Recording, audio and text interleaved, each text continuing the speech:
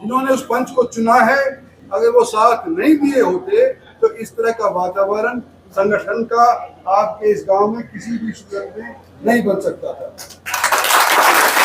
मैं इस गांव की सरदारी का, माताओं बहनों का ये कहना चाहता हूं कि आपने हमारे इस क्षेत्र के संगठन के तौर के ऊपर मस्तिष्क के ऊपर एक टीका लगाया है और आपका मैं धन्यवाद करता हूं। और मैंने सोचा जब गांव ने एक तरफाई तौर के ऊपर कहा कि भाई राजेंद्र सिंह हमारा सरपंच रहना चाहिए, तो मैंने कहा इसको तवज्जो देने के लिए, इसको आशीर्वाद देने के लिए, अगर मेरी उम्र का तकाजा माना जाए तो इसको इसका मोरल बूस्ट करने के लिए मैंने यहाँ पर आकर के चाय पीनी मंजूर करी। और जिन लोगों ने मेरा स्वागत किया, पुराने साथी जिन्होंने स्वागत किया, जो लोग मेरे साथ आए आज के दिन, उन सब ने ये देखा कि आज के दिन हमारे पुराने साथी भी यहाँ पर इकट्ठे हुए हैं। और इस अवसर का, मौका का फायदा उठाते हुए मैं उन साथियों का भी जो बुंगारका के नहीं है, जो बाहर से आए हैं लेकिन मेरे समर्थक रहे हैं, किसी भी जाति के हों, उन सबको भी मैं यूँ कहना चाहता हूँ कि आज के दिन जयराम जी ने मेरी बड़ी तारीफ कर दी। इंद्रजीत सिंह की वजह से यहाँ से हो गया, सब जीत गए, लेकिन वास्तविकता ये है कि अगर पब्लिक मेरे साथ नहीं हो तो मैं जीरो हूँ। पब्लिक ने मेरे को पिछले 45 साल के अंदर सराहा है और मैंने भी अपनी तरफ से ये प्रण लिया है कि जो भी ताकत मेरे को पब्लिक के मार्फत से मिली है, उस ताकत को मैं अपने निजी स्वार्थ के लिए इस्तेमाल नहीं करूंगा। और यही सीख मैंने अपनी बेटी को भी दी है। और जिस तरह से ये आज के दिन मेहनत कर रही है, मेरा तो उम्र का तकाजा है, 75 साल का हो गया, इतना भागदौड़ी नहीं कर सकता, लेकिन मेरी बेटी भी उसी राह के ऊपर चल रही है। और मुझे उम्मीद है कि इलाके के तरक्की के लिए आप लोगों का साथ उसके साथ भी मिलता रहेगा। साथियों, राजनीति के उतार चढ़ाव आपने भी देखे हैं, मैंने भी देखे। राजनीति के शिकार कई लोग हो सकते हैं। कई बार तो मैं सोचता हूं कि अगर मैं चमचागिरी कर लिया होता तो मेरी साख और बढ़ गई होती, कैबिनेट मिनिस्टर हो गया होता। लेकिन जहां अपनी खुद की स्वार्थ की राजनीति आती है और इलाके की बात आती है, मैंने अपनी जबान के ऊपर इलाकों की हित की बात हमेशा रखी है, चाहे भले ही नुकसान हो।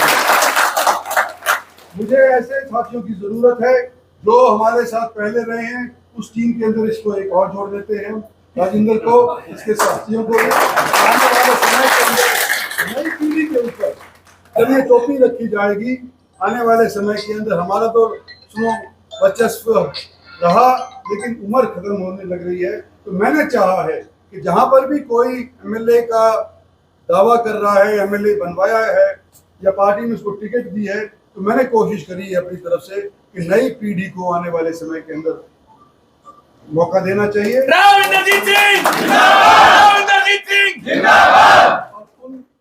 लोगों को जिनको पार्टी ने टिकट दी है हमारी ने, आप लोगों ने सभी ने मिलकर उनको जिताया, आपका मैं शुक्रिया अदा करता हूँ। धन्यवाद।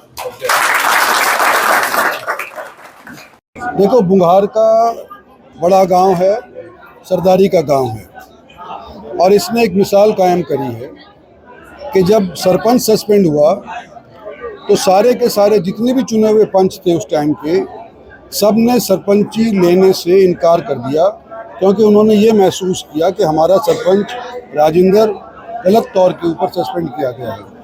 ये मिसाल गांव वालों ने स्थापित करी है, उसको सराहने के लिए आज राजेंद्र के यहाँ मैं चाय पे आया। बहन जी भी सक्रिय हैं इस क्षेत्र में, आप भी सक्रिय हैं, तो क्या राजनीतिक मायने लगाएंगे?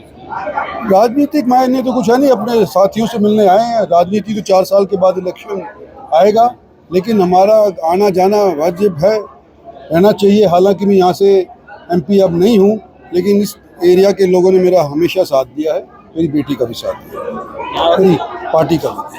यहाँ के जो पूर्व मंत्री हैं वो श्रेय लेते हैं हर चीज़ में कि भाई मैंने ही सारा काम करवाया, मेडिकल कॉलेज मैंने बनवाया है, इस बारे में क्या? देखो, पार्टी ने करवाया है, ये सारे के सारे पार्टी के आदेश के ऊपर करवाए जा रहे हैं, सब ने जोर लगाया है।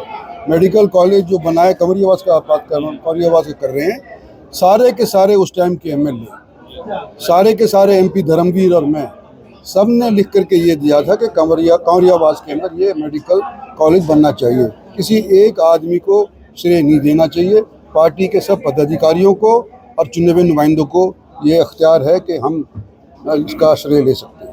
ये बहन जी ने यहाँ पर अल्ट्रासाउंड की सुविधा की है, लेकिन कुछ कमियाँ अभी डॉक्टर नहीं है, तो उस बारे में क्या सरकार? देखो, कुछ 700-800 डॉक्टर तो उन्होंने तैनात किए ही हैं, नए भर्ती किए हैं, आगे भी और भी करेंगे। और मैं उम्मीद ये करता हूँ कि जल्द ही ये जो कमी है डॉक्टरों की है, नर्सिस की है, मशीनरी की है, वो पूरी हो जाएगी। मेनली जो मशीन 1 करोड़ की अभी दी है उसको चलाने के लिए भी डॉक्टर नहीं हो सकते। हाँ भैया, कमी है, मैं मान रहा हूँ कि डॉक्टरों की कमी है, लेकिन कुछ तैनात कर चुके हैं, कुछ नए भर्ती करने और बाकी हैं, पूरी हो जाएगी। Thank you.